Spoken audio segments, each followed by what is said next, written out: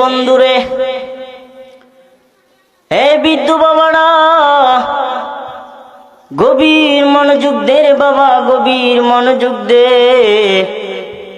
হায়রে আমরা যে গুনাহ করি, গুনার দিকে তাকাইলে মনে হয় না আমাদের জীবনে কোনো আমল আছে। চোখটা বন্ধ করলে গুনাহ, চোখটা বন্ধ করলে গুনাহ, চোখ বন্ধ করলে শুধু গুনার পাহাড় আর গুনার পাহাড়।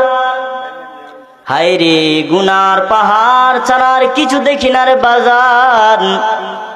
হায়রে বাবা, ও যুবক বন্ধুরা, আর কতদিন গুনাহ করলে তোর স্বাদ মিটবে? আর কত রাত জিনা করলে তোর স্বাদ মিটবে?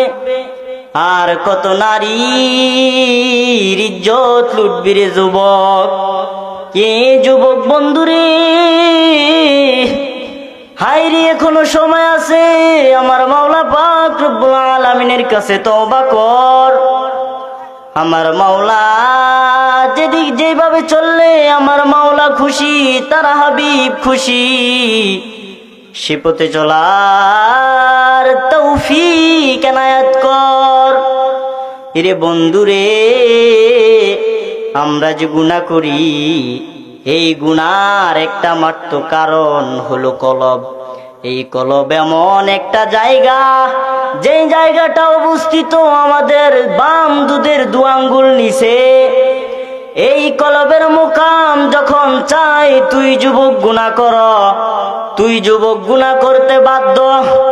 যখন ওই কলব চাই তুই বৃদ্ধ জিনা কর, তুই যুবক ওই তুই বৃদ্ধ জিনা করতে বাধ্য। যখন ওই কলব চাই তুই যুবক জিনা কর, গুনাহ কর, তুই গুনাহ করতে বাধ্য।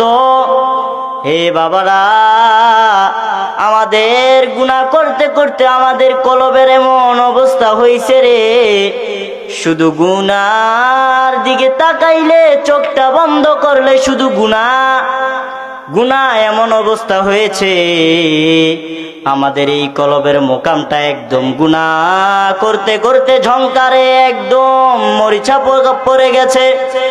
হায়রে আমরা এই মরিচা যদি সরাইতে চাই, তাহলে শুধুমাত্র যথেষ্ট আমার মাওলার জিকির।